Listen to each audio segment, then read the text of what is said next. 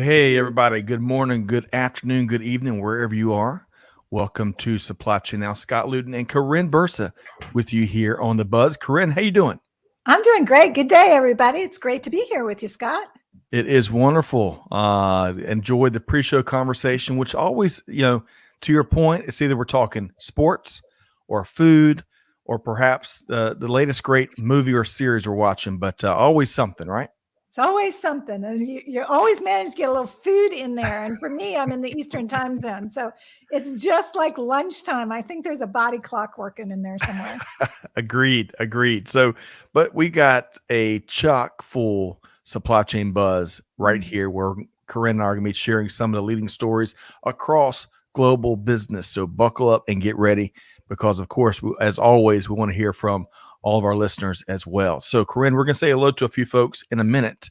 Okay. But before we do, I want to give a shout out to a special team that's been part of our successful 2021.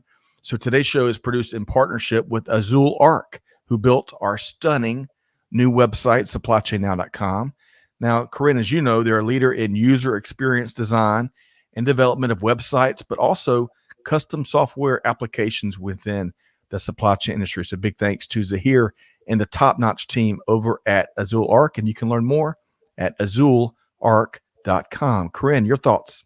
Oh, absolutely. We've had the chance to work with them on a couple of different projects and great project management, a great user experience, design-wise.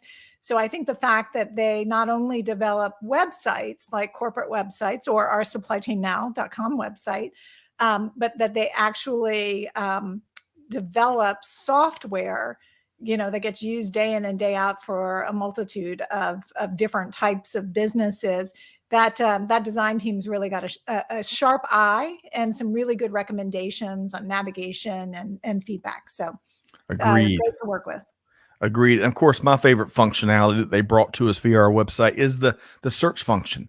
These days, there's a search function on everything, every site, every app you have, and that really helps as we navigate through close to 800 main channel episodes, but then we probably have several hundred between Tech Talk and This Week in Business History, you name it. So it's a great tool to use. So big thanks. You can learn more at azularc.com. Now, Karin, there's one other event I want to touch on before we get going on the news. And first off, big shout out to Amanda and Jada behind the scenes for helping to make production happen. Hey, Amanda, heads up. If you can grab the link for Wednesday's live stream, I want to pop that in the comments here in just a minute, the one featuring Esker. We'll touch on that in a second. But Karin, today is a National Ice Cream Day. Yes, that's a real thing. Now, one of my favorites, and we touched on this in the This Week in Business History podcast that dropped today, is Cherry Garcia. That is that a Ben and Jerry's? Yes, Ben and Jerry. Thank you very much. Now, that was named, what I love about that is several things. First off, it was suggested to them by a customer. So they listened to their customers. That's where that came from. That's where their best-selling chocolate chip cookie dough ice cream comes from. All came from the consumers. But also, they named that, of course, after the Grateful Dead lead singer, Jerry Garcia. And try to do a podcast where you're talking Cherry Garcia and Jerry, you get mixed up quick. But they reached out to him when I think he passed probably, I want to say about 20 years ago or so. Anyway, they rolled ice cream out when he was still with us, and they asked him for his comment. Well, evidently he was a big fan, and through his PR agent, he said, as long as no one names a motor oil after me, I'm pretty much good to go. So it's good ice cream. So Karin, question for you and question for all of our listeners. We're going to say hello to a few folks in a second. What is your favorite ice cream? And if you want to add where you get it, we'll welcome that too. So Karin, how about you? I would say pralines and cream. So I like the pralines in there, the nuts that are in there, and then that caramely kind of twist with the vanilla. I like it. Sold. One more fun comment about the ice cream industry, which I found out over the weekend. So Penn State University has had an ice cream class that's been very popular since 1925. Ben and Jerry both took a $5 correspondence course with this class, which they use to get their business going. But it's a who's who in terms of who's been a part of that class. Baskin Robbins, Haagen-Dazs. Really? If not the founders, they send their team members to uncover the science of making great ice cream. How cool is that? So if you're a Nittany Lion, beyond good strong academics and collegiate athletic programs, you're evidently a titan in the ice cream industry, Karin. That's crazy. That's one of those things I was not aware of. I would not have known that there was an ice cream specialty at any university. So it really is funny. All right, so let's get a couple of we're going to say hello and acknowledge some of these flavors. Okay. Yes, that's right. So of course, Peter Boley, All Night and All Day, is back with us. Peter, hope this finds you well. It's great to have you here. Max Gomez is with us once again. Max, great to see you via LinkedIn. Ro Alina, she was with us a week or two ago, and I double checked her name then. I got it right, but I think I got it wrong that time. So let me know. It's either Rolene or Roline. So correct us and let me make sure I get that right. But thank you for joining us here today from South Africa. Tempest is back with us. She was with us last week, Karin. I don't know if you recall. Good morning. We have to get the story behind her name at some point. Tempest in a teapot, or where did that come from, Tempest? Excellent question. Tempest, please fill us in. Sylvia, of course, is back with us from the holy city of Charleston, South Carolina via LinkedIn. Great to see you. And she says, mint chocolate chip. Nice. I like it. Yep. Now, I believe that is there's a handful of flavors that are predominant favorites across ice cream lovers everywhere. I believe mint chocolate chip is one of them. Are you a fan, Karin? I'm a fan. Yep. Okay. Tempest kind of up your alley. Butter pecan, which I love. And I don't know about you. I say that pecan sometimes. I say pecan sometimes. I'm not sure what the right way of saying it is, but she likes that and or pralines and creams. I'm with you. Yep. Bluebell Creamery. Yep. They also attended the Penn State ice cream class. Peter Boley, Heavenly Hash. I think that's a Ben & Jerry's flavor too. I think it is. Or at least that's the first place I ever tasted Heavenly Hash. Now, how about this? Roline says blueberry cheesecake. That sounds delicious, huh? It does sound good. And it counts as a fruit, right? Because then I'm just having a bowl of blueberries. That's all. Right. Max says chocolate from Haagen-Dazs. That's a very popular one. Now, Tempest says she got her name from The Cosby Show. It's Vanessa from The Cosby Show's real name. I was born a month after it came out. I love that. Very good. Memorable. Man, what a show, too. My favorite episode of that show is where the Cosby kids sing the Ray Charles classic, Night and Day, I think is the title of it. That's at least the refrain. And they're kind of up the staircase, and then Rudy comes out in the sunglasses, and she's got this solo, and it is such a classic sitcom moment. But Tempest, great to have you here. Okay, so Karin, we got to stop talking ice cream for a second because we're getting everybody hungry, right? That's it. Get me hungry anyway. How's that? So I want to offer up this live stream. This class almost said it's like I'm still thinking ice cream class. Ice cream. This live stream. Have a of ice cream and join us for this next webinar. That's right. Oh gosh. So our live stream this Wednesday at 12 noon Eastern time, we're bringing together LSQ and Esker, and we're going to be talking about creative ways of finding working capital in this new landscape we're experiencing and living through. So y'all join us 12 noon. You can register if you want to get a reminder for this.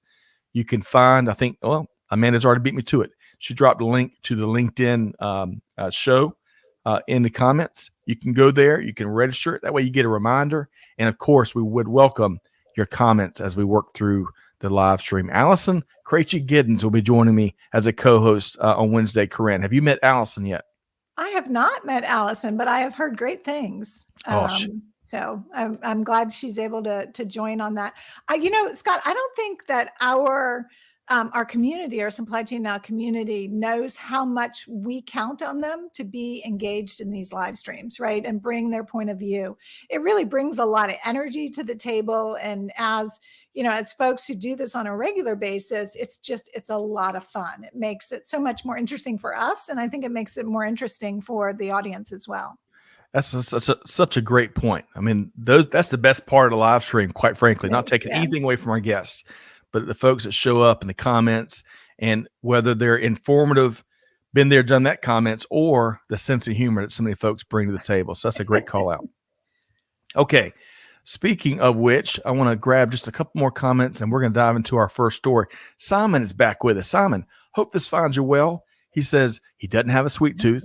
I'd rather have crackers and cheese, to be honest. Hey, that resonates with me. I'm a big savory snack individual. Karin, how about you? I do like salty. I'll take salty over sweet any day, but Okay. but I can be tempted with some pralines and creams. Now that we're talking about it, so. I can too. And cheesecake and pecan pie. Oh, it all. But Simon, most importantly, great to have you back. Hope this finds you well. Hope you're having a great close to your 2021. David is back with us via LinkedIn. Happy Monday, everyone. David, hey, let us know where you're taking your Jeep to, or maybe where you took it this past weekend. I know you do a lot of off-road, and great to have you back here today. Okay, so one more. One fail, one folly, perhaps. Regardless, welcome. Watching live from Botswana, she says via LinkedIn. So great to have you here. Look forward to your perspective. All right, so Karin, are we ready to dive into the news of the day? Absolutely. Okay, so let's start. We've got an interesting story, albeit really expected news coming out of the foods industry. That's where we're going to start here today. So, Karin, according to this story via Patrick Thomas in the Wall Street Journal, Tyson Foods is set to spend some, get this, $1.3 billion over the next 3 years to automate some of its production. Now, in the short term, the company plans to spend over $500 million in 2022 to address some of the most hands-on aspects of production. One of the company's chief executives, Donnie King, said on an investors call here recently, quote, "It's a very simple approach. Here's to take away the more difficult, higher turnover jobs," end quote. So for important background, Tyson is the biggest U.S. chicken producer and provides about 20% of the chicken we consume in the U.S. Deboning chicken, I mean, just think of that. The phrase itself conjures up plenty of thoughts. What's very labor intensive, but it's also very dangerous, right? It is, yes. And that's been the focus of a lot of Tyson's automation initiatives going back a couple years now. Plus, the pandemic and the competitive labor environment has made it very difficult to fully staff plants to meet the heightened demand. Everybody and their brother and sister is demanding chicken these days. You got chicken sandwich wars that truly, I mean, kidding aside, they factored into the demand for chicken. The company has said this initiative is targeting those hard to fill roles and will provide current workers with other positions and opportunities. So the last time, Karin, I'm going to get your take here in a second. The last time we spoke about food processing automation, I think it was with Tyson a few months back. The companies involved were concerned. One of their concerns was overall yield losses, right? Clearly, that's been addressed, but I'm also sure, my hunch would be, that the business case for proceeding with an even bigger automation play has gotten stronger on a variety of levels. So, Karin, your thoughts here? Yeah, so I agree with you. It's an impressive investment at $1.3 billion. I think that's over a 3-year period of time. But the real kicker, when you read through the article, is that Tyson expects to save about $450 million by the end of 2024. So the ROI on this investment is going to return pretty quickly. That will come from both reduced labor cost, but also from the increased revenue, or as demand for chicken, as you were saying, continues to grow over time. I believe, Scott, that they're planning something like a dozen new plants over the next 2 years as well. So just, a couple of data points. It's interesting that this article came up because I was having a conversation late Friday about Tyson in particular and the investment. And I know the expectation is it'll be $1.3 billion. I bet by the time all is said and done, it's going to be even higher than that. Yeah, that's a great point. And I would add, some of the news that came out last week was Tyson is getting is ramping up its bonus program rewarding the employees that stuck with them this year, Oh, nice. which is really cool. In fact, Yeah. Amanda said, "Hey, did you hear about this?" Matt, that is such a challenging industry. It's challenging work, and it's great to see companies give back and hit that bottom line, especially this time of year. So we'll be keeping our finger on the pulse. Man, just think, if we can use automation to debone chicken in an excellent manner, just imagine all the other things that we can automate and keep people safe while providing other opportunities. So I'm going to take a couple of quick comments here before we move to the next story. Hey, I appreciate this from David. He says, Allison Giddens is amazing. She's been down both sides of the business and has fantastic insights and opinions. David, I'm with you. And tune in Wednesday where you'll be able to hear. And beyond all that, Karin, she's a humorist / comedian. So, and a good one at that. So we'll see. He also, I was just asking David about where he's been taking his Jeep. I didn't even stop to think. Yeah, there's snow there's snow everywhere up in Canada probably right now. David, that image of your dirty Jeep after a off-road session just sticks right here. So it's always springtime between my ears, right? Well, and David, I think Atlanta, it's going to be like 68, 69 degrees Fahrenheit today. Right. So still plenty of mudding to be done. That's right. That is right. T Squared, who holds down the Fort Force over on YouTube, he's on a cleanse right now. I think we just violated a HIPAA act. I don't know, Karin. I'm sorry, T Squared. I'm sorry. Hey, I need to be on a cleanse. I'm with you, T Squared. So maybe you can share and we can benchmark a little bit. Otherwise, he says he'd be smashing some fudge ripple ice cream right now. Yeah. So all kidding aside, Peter makes a great point here. We're just talking, different temperatures. It's been a really crazy past week and really a crazy weather-wise, but really devastating from a family and loss standpoint. So Peter makes a great call out. Absolutely. Wants to extend his thoughts and prayers to all those affected by the tornadoes over the weekend. And he points out the images that show the destruction. Oh my goodness. It just gives you goosebumps when you see some of the images. And did I read correctly, Peter or Scott, that it's the longest distance that tornadoes have traveled, making contact that we've recorded. So something as far as 200 miles. Did I hear that correctly? It could, from what I read, and I'm certainly no meteorologist, but it could be up to 250 miles. They're still digging through the data to confirm it wasn't multiple tornadoes. Okay. But the track goes through 4 states, and there's only been only a handful of December storms that have done the same thing. But in general, only a handful of storms that have lasted that long. Mm-hmm.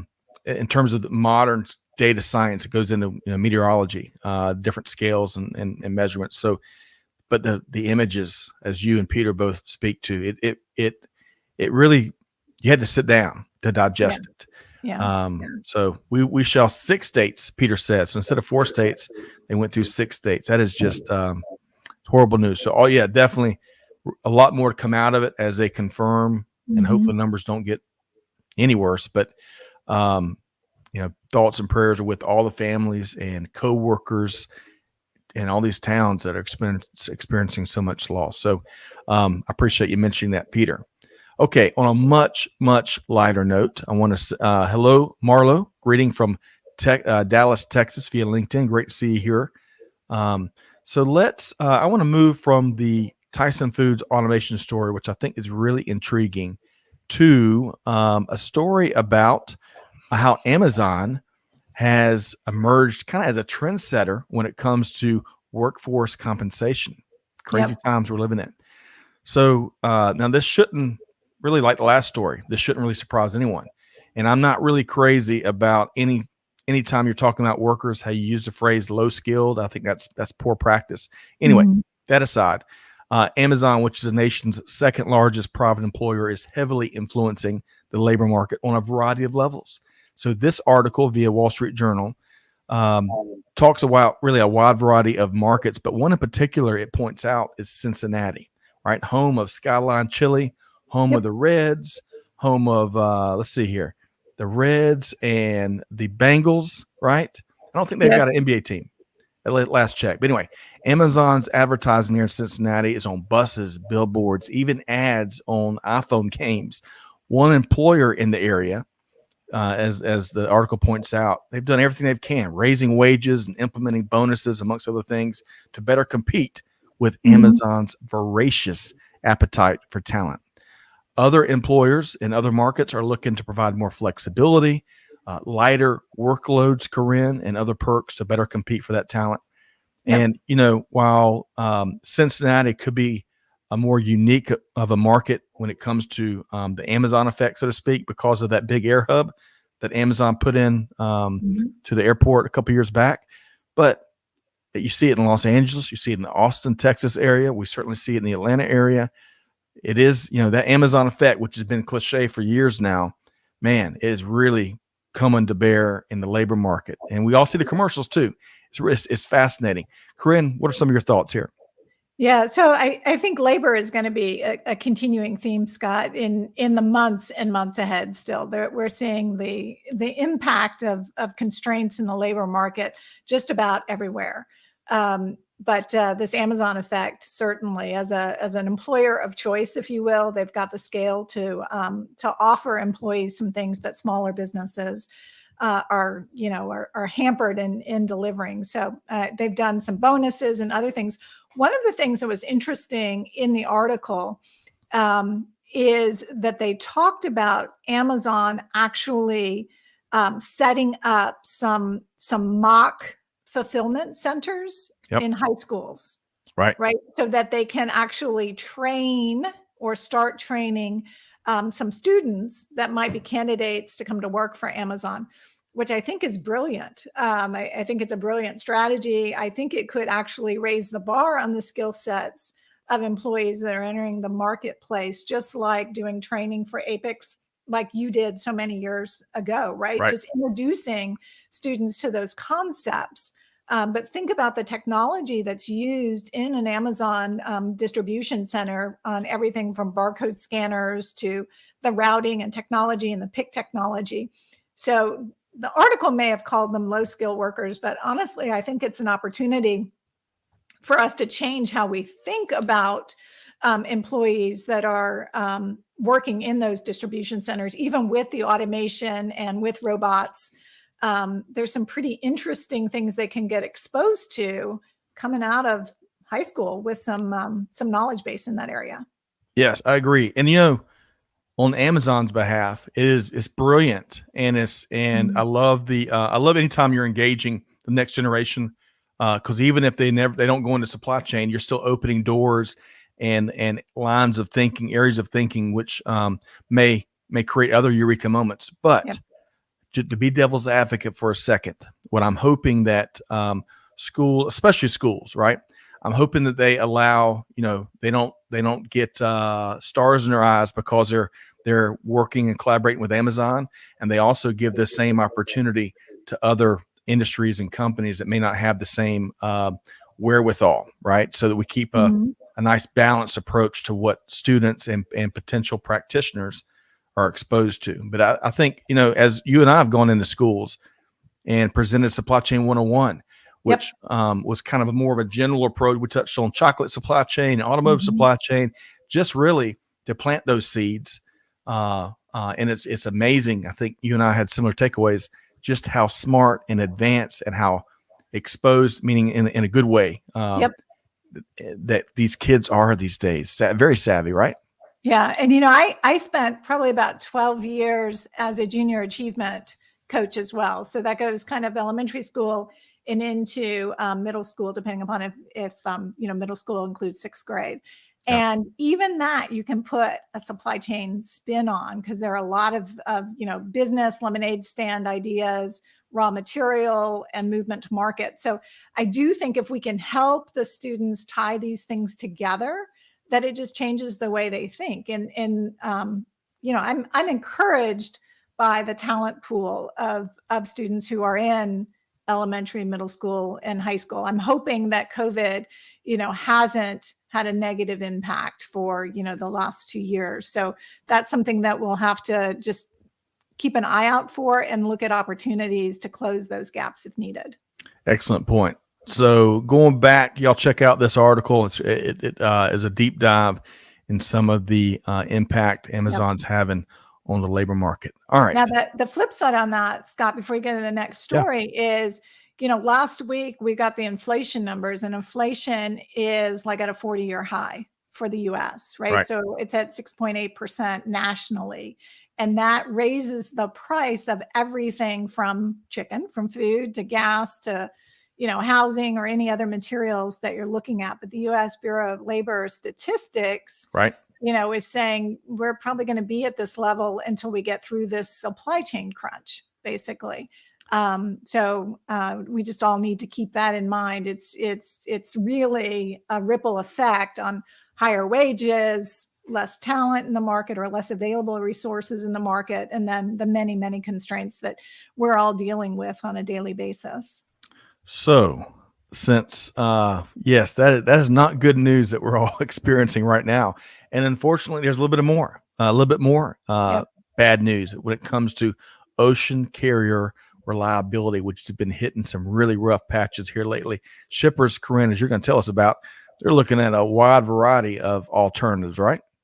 They are looking at a wide variety of alternatives. I wasn't surprised by this article because it's been so top of mind for all of us in supply chain when it comes to the import-export, operations right now. But they did a survey. This comes to us from Alejandra Salgado. I apologize if I got your name wrong, but with Supply Chain Dive.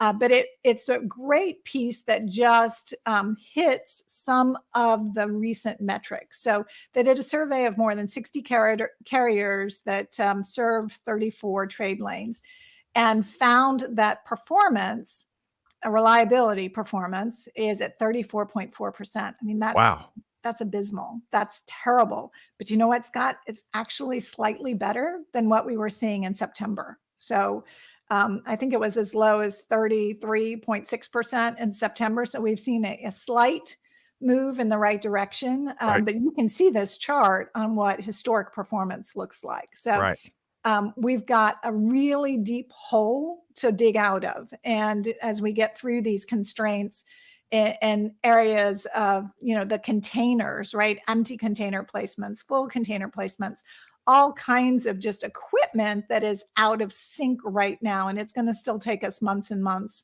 to recover. Yes. And you're right. If I got my protractor out, we could probably pinpoint about about a 7-degree increase. Yeah. So we are, to your point, moving in the right direction, but man, holy cow, have they been experiencing some challenges here, right? And this, let's all just kind of keep in mind that this was before the announcements that the Biden administration made, where they were trying to, open 24/7 operations and do some things. So we really haven't seen any benefit in these numbers yet. Hopefully we'll see that in the November and December numbers. So I'm it's going to be a while before they're back to historic performance levels, but at this point, 1%, 2%, 10% is going to make a huge difference in what we see as consumers, but in the headaches and problems that our listeners have to grapple with on a daily basis. Right. And I saw a couple things over the weekend, speaking of ports and the West Coast ports. On one hand, I saw someone report there's either 30 or 40 ships now down from, I think, as many as 100 waiting over to be 100. offloaded. Over 100. Yep. But the flip side, I saw someone else report that the ships are just slowing down, and they're also anchoring further off so that they're not rolled up into that number. So I don't know. I don't know. But it is it's amazing. But hey, kudos to all. You talk about folks that hardworking people, much like in these fulfillment centers. Ports, that is not, in the Air Force, is my only time ever working with containers from an air cargo standpoint. That is tough work, no matter if you're loading it in a KC-135 or if you're loading it in a, coming off a ship and onto a trailer. It is tough work. So we'll see. We'll keep our finger on the pulse as we continue to monitor the progress of getting unclogged, right? Yeah, and as you mentioned that from kind of loading into planes as well, the article I think pointed out, Scott, that there has been an increase in air freight by about 3%. Yep. Just trying to get some of those goods, on to the U.S. shores or wherever, so that they can get them into market. But that's a very expensive alternative. Agreed. And guess what? We got a little bit more challenging set of circumstances coming. Yeah. The year of the tiger, Karin, is coming up starting February 1st, 2022. Of course, we're talking about Chinese New Year. Yep. That's going to impact global business each year, as it always does, because it's one of the biggest holiday celebrations in the entire world. Factory production, shipping challenges are going to definitely come as always. So I want to call out a couple of quick comments here. See, Rolene goes back to what Amazon was doing in high schools. Wonderful youth development and exposure to supply chain. I'm with you. I completely agree with you there. Sylvia, the last 20 months have been brutal in the ocean container market. Now she should know. Who knows it? Yeah. Right. She is a leader in getting stuff moved, and is also very familiar with the continued growth of the Port of Charleston. And then Lucky asked a question. I'm not sure which decline out of what you were sharing, Karin, what you may have. I think he was talking about the overall reliability. Yeah, declines. Reliability. I think you went into Lucky. I wish I knew one thing for you, but I do think it's been a snowball effect of port availability, container moves. We have had a continued problem on the west coast of the United States in the California ports, which handle the majority of goods that are coming in from Asia in particular.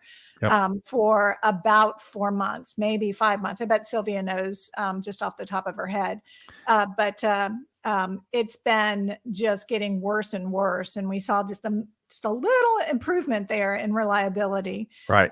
That the article mentioned. Well, David's already breaking out his crystal ball.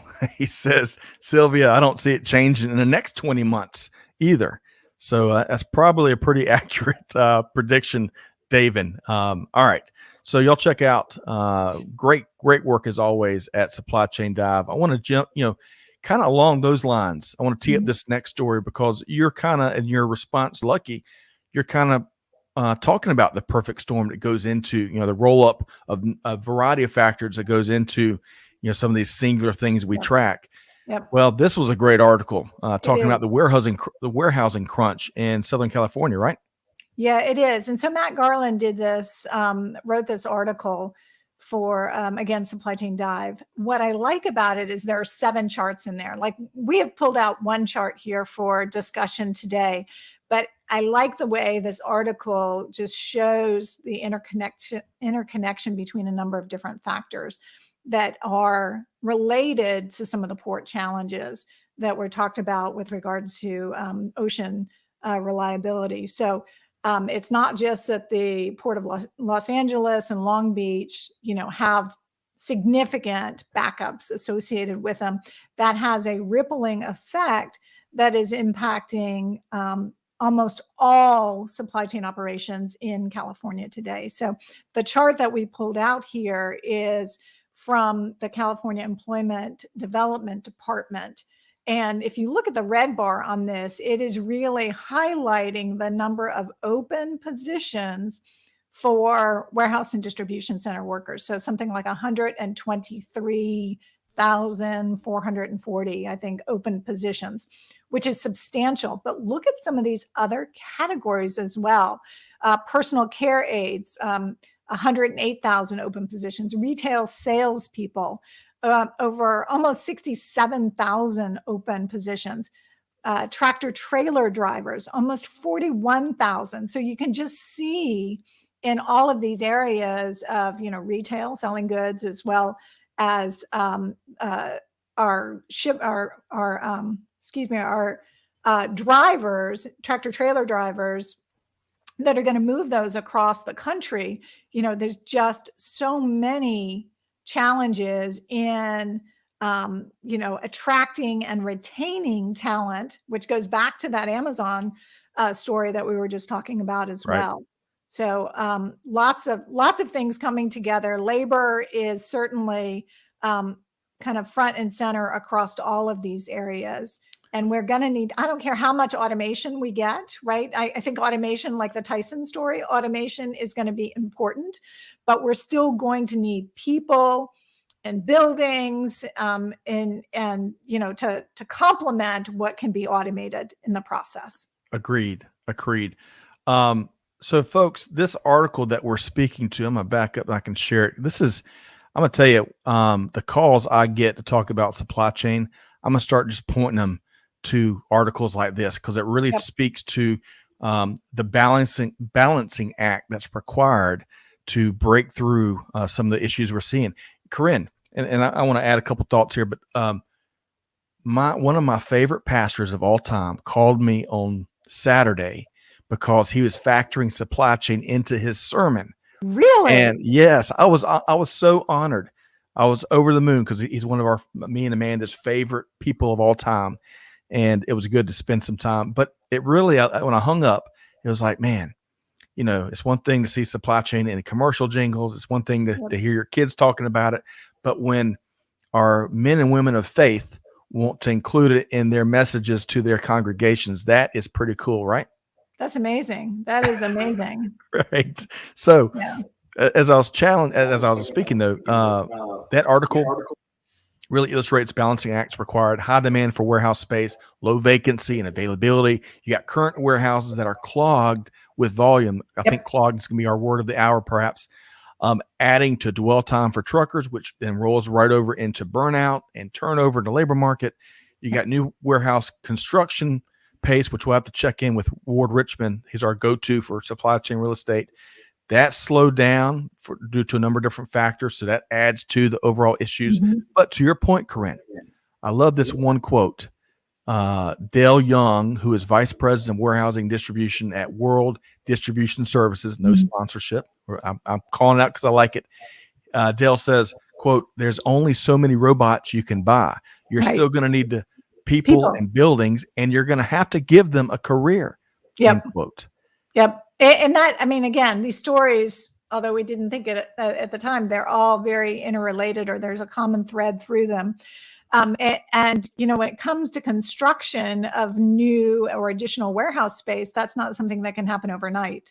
And I know they've seen several delays, again, raw material delays, labor delays coming in that are stretching those timelines out by another 12 to 18 months. So longer than it normally would have taken, or pre-COVID would have taken, to do construction of additional distribution centers. So again, that snowball effect, or the interconnectivity and relations between all of these different areas of the supply chain are really, going to continue to play out. I hope, David, it's not another 20 months, but I do think it is going to take us a good part of 2022 just to unwind where we are. Yeah, agreed. Of course, Lucky talks about the influx of orders. Absolutely. That's one of the numerous factors, right? So that's a good call out, Lucky. Now, Sylvia says, extremely complex issue. If I can offer one silver lining, the port communities are looking for cohesive and inclusion with all parties involved with the movement of cargo. We're seeing vast improvements on the East Coast, along with alternative solutions on the West Coast. That is expert input. And I know that, more comprehensive visibility and collaboration amongst all parties that and our all stakeholders that depend on port operations. That's an area where American ports evidently are behind in other parts of the world. So Sylvia, I think we got the right people on the job with folks like you and many others. So we value what you do. Rolene says, I agree, Karin. Bottlenecks at each link in supply chain, snowballs and ripples are felt globally. Our average port delays is between 5 and 22 days. And Rolene, if you'd clarify, that's what you're seeing in South Africa, or is that kind of more of a general range there? Tempest says, I'd love to hear this sermon. Well, you know what? So if Amanda can indulge me, we're talking about Reverend Trenton Dockery, one of our favorite people of all time. Amanda, I'd love if you can copy that live stream from Grayson United and drop it in comments. Hey, got to give the people what they want. So Tempest, I agree with you. He's wonderful. Okay, so Karin, we had just kind of wrapped on this 7 charts shows Southern California's warehousing crunch. Check it out again via our friends at Supply Chain Dive. They do great work there. And yes, Rolene, thank you. That's what they're seeing in South Africa. I really appreciate that. And like he says, that is insane. That range at 5 to 22 days. You bet. It's very real. So in North America, we're seeing inbound supplies being delayed by as little as 2 times normal to as much as I believe the last number I saw was 5 or 6 times. So in days, that could go from a couple of weeks to now 6 months still. So especially around some of these construction materials, some of the durable goods that are coming in, those timelines are crazy. Agreed. Okay. So y'all check it out. Good stuff from the Wall Street Journal and Supply Chain Dive here today. But Karin, I want to put you on the spot a little bit. Okay. And talking about Tech Talk, which is a podcast on the move, digital supply chain podcast. Last week, in the most recent podcast we dropped, was all about a very popular and well-received first part of 6 strategies for greater supply chain resilience. And maybe we can drop a link to this as well. We're going to be Link City here today in the comments, Amanda. But you can also find Tech Talk, Digital Supply Chain Podcast, wherever you get yours from. Talk to us about maybe a couple highlights from this, and then give us a snapshot of what's to come. Yeah, this has been a really popular topic, and it's a 2-parter. And I would just encourage everyone to listen through to all 6 levers, if you will, 6 things that you can do. We've talked about a few of them here, but again, how interrelated they are, strategies that are changing with companies that have focused their sourcing and production in Asian operations and now are looking at multi-sourcing opportunities, which may be more expensive for them, but will help to mitigate some of the risk over time. And they'll come into other ports, maybe have the opportunity to come into some of those East Coast ports instead of all West Coast ports as well. So just lots of good ideas and material in there, some good references to research if you're interested in diving in a little deeper. But that particular episode, or those 2 episodes, have gotten some really positive feedback on. So thank you very much to everyone who has listened to them. And if you haven't listened to them, I'm hungry for listeners. So please get out there and subscribe. Check it out. And can you, and you might not yet be able to, and let the cat out of the bag. Can you talk to us about your next podcast you're releasing? Yes, I can actually, because it's going to release tomorrow. So the fantastic team here at Supply Chain Now is doing all the final prep for that, and it will get released tomorrow. And it's a first-time point of view from Monica Trillish, who is with Infor. And what she takes us through is kind of interesting because her focus is on increasing transparency versus visibility. So you're going to have to listen in to understand what that means, but a number of really good examples of what transparency can bring in a network versus simply visibility. Yep. Excellent. Looking forward to that. And thank you, Stacy. I hope this finds you well. Great to have you back with us here on LinkedIn. I was going to check that out. Tempest, appreciate that. Definitely going to subscribe. Hey, I appreciate you doing that. So we got through all of our stories earlier than expected. So I want to pose a question out and get y'all get your take. But also want to, hey Amanda, I dropped Trenton's sermon in the links. Tempest want to take a look. Let's do that. He's such a talented individual. All right. So here's the question. It's December 13th. 2021 already, Karin. So I want to throw this question out there to all of our listeners. What's one of your highlights for the year? Whether it's a personal accomplishment, whether it's a professional accomplishment, whether it's something your company did, whether it's someone you admire out in industry, right? We were talking about how Tyson Foods in a record year found a way to give back and really wrote that check to so many members of its workforce and continue to do so. What's one of your highlights for this year? So, Karin, I'm gonna put you on the spot again.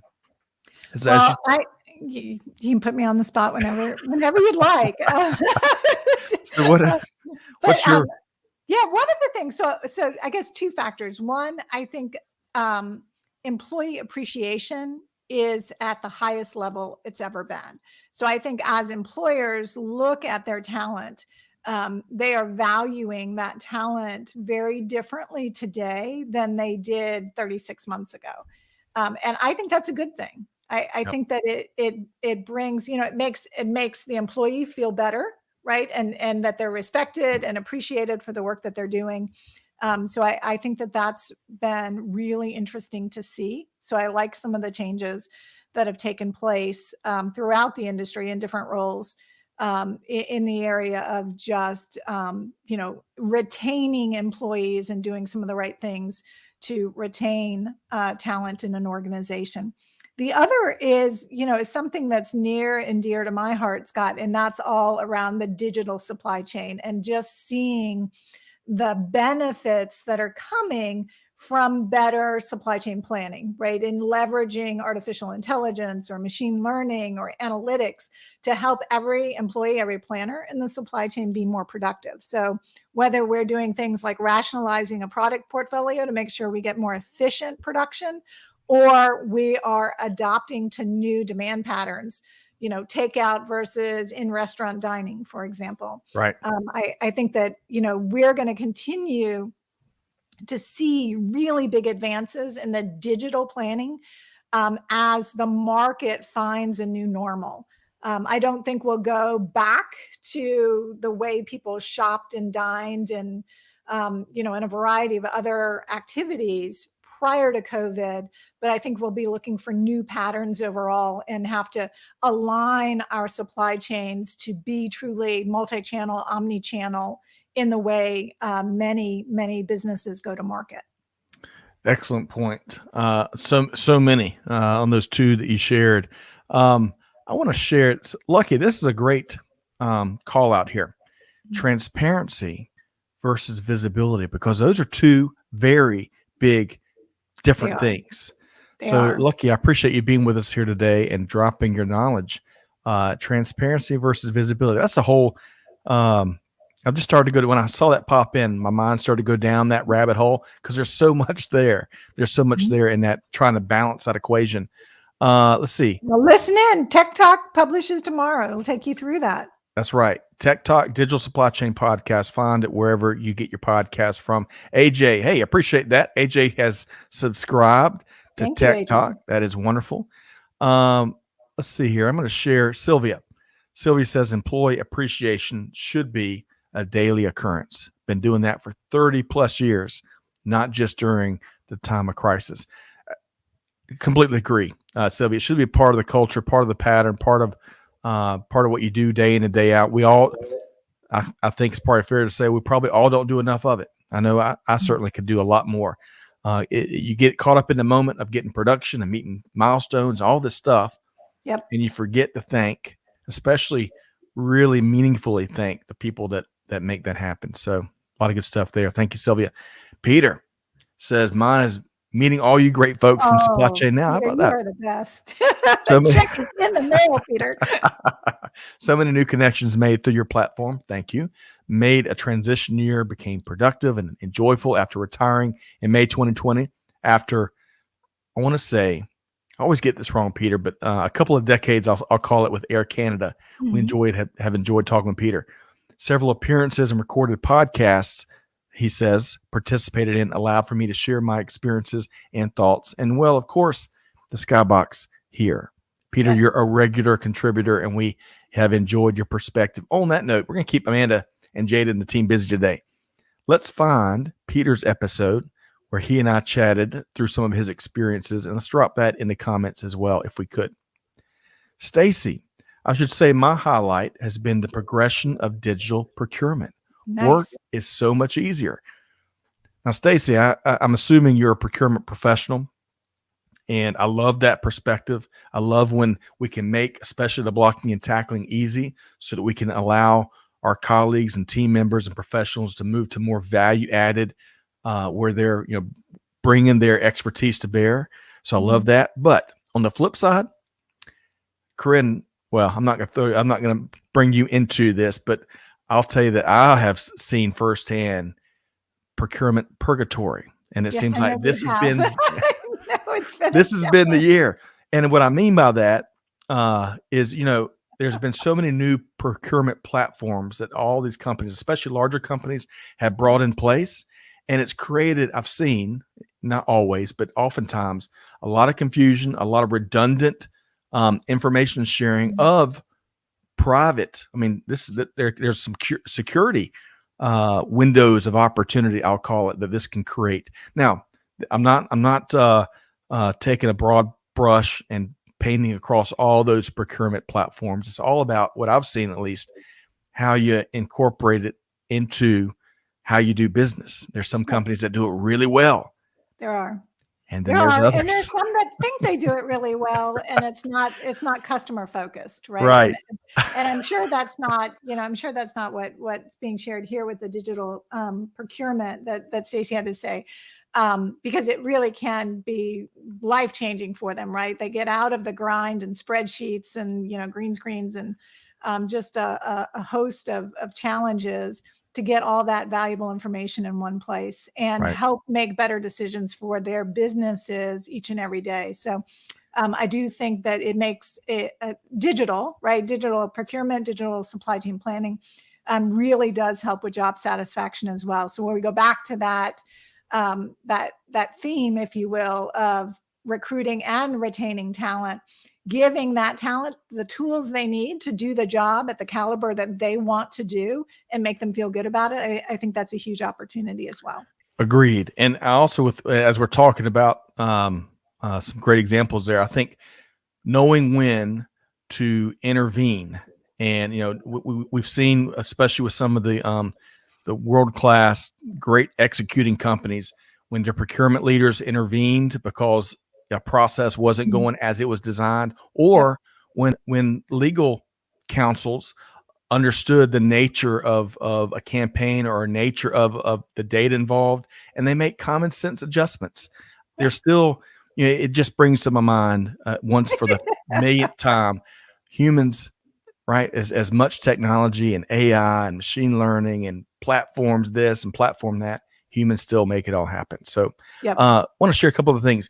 David says his has been spending time with my daughter, seeing the country, and sharing my adventures with all the new friends I've made this year. David, come on, let's see some pictures of what you've been up to. Peter, 25 years and a few months with Air Canada. Thank you for that clarification.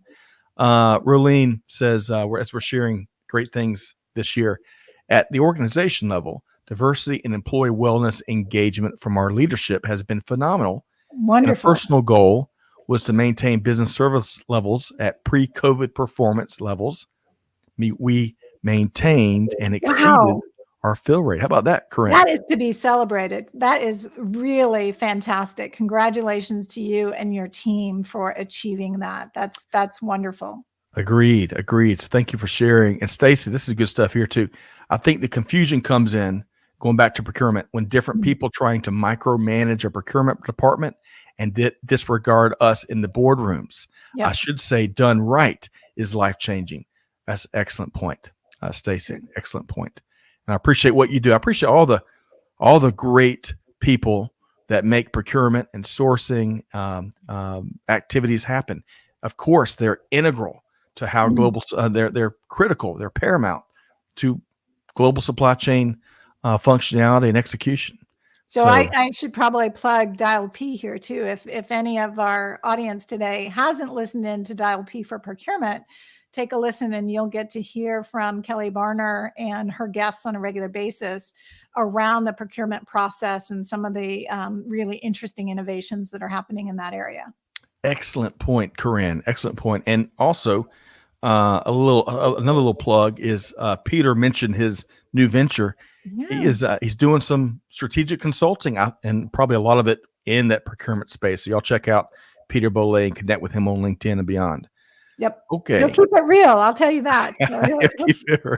introduce a little inspiration, but he'll let you know where to spend your time. I love it. That is a good point, and that's what makes Peter special. Hey, feedback is a blessing as always. Hey, again, folks, check out Tech Talk Digital Supply Chain Podcast wherever you get your podcasts from, and be sure to be on the lookout for the next episode that will be dropping tomorrow with our friends at M4. Okay.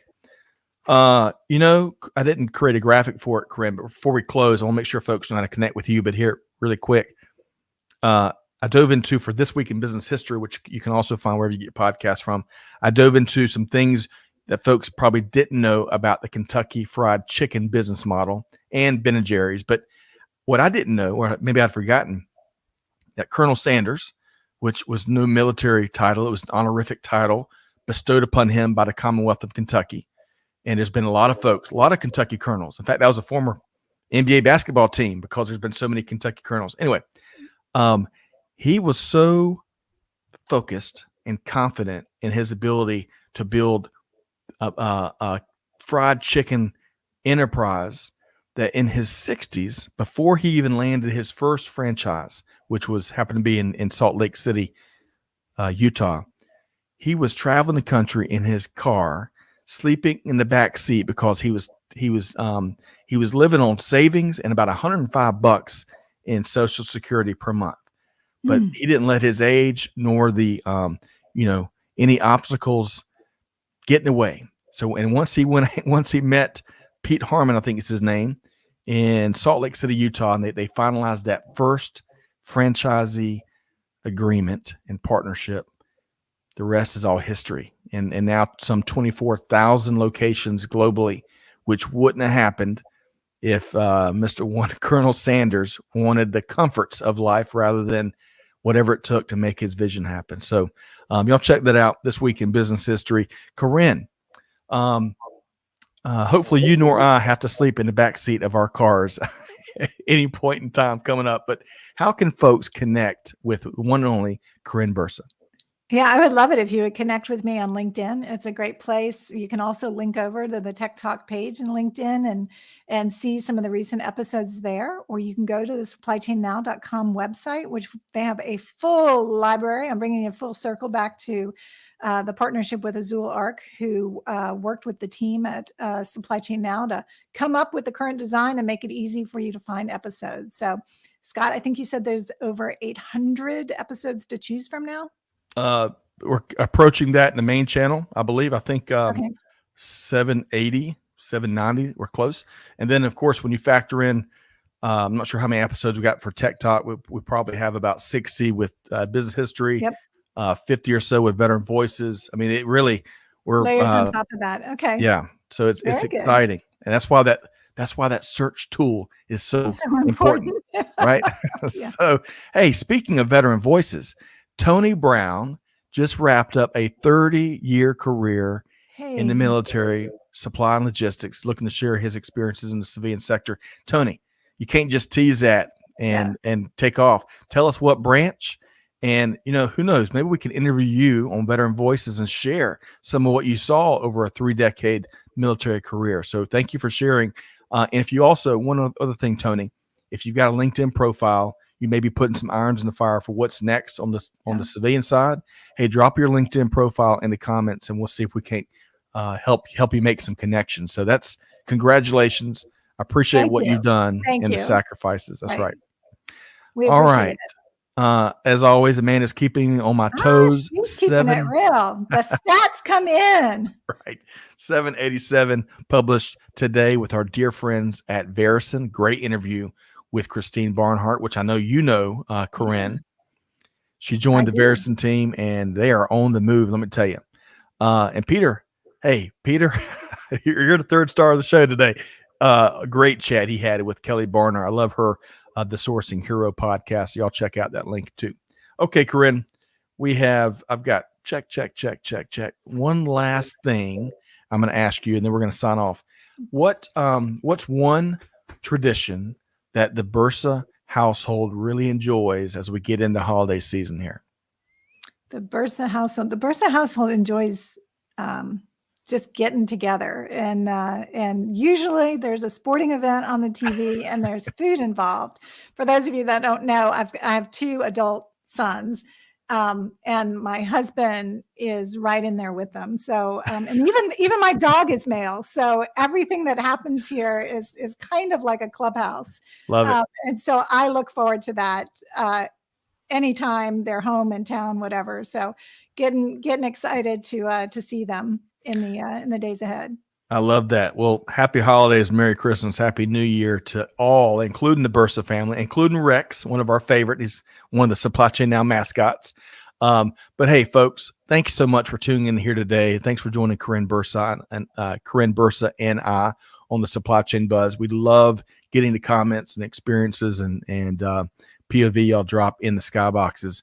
You can find us every Monday at 12 noon Eastern time. Yeah, we may take a Monday or 2 off as we get through the holidays, but we'll be back in the new year. On behalf of the entire team, again, big thanks to Amanda and Jada behind the scenes helping to make production happen. On behalf of all of us, challenging you like we challenge ourselves every single day. Do good, give forward, be the change that's needed. And on that note, we'll see you next time right back here on Supply Chain Now. Thanks, everybody.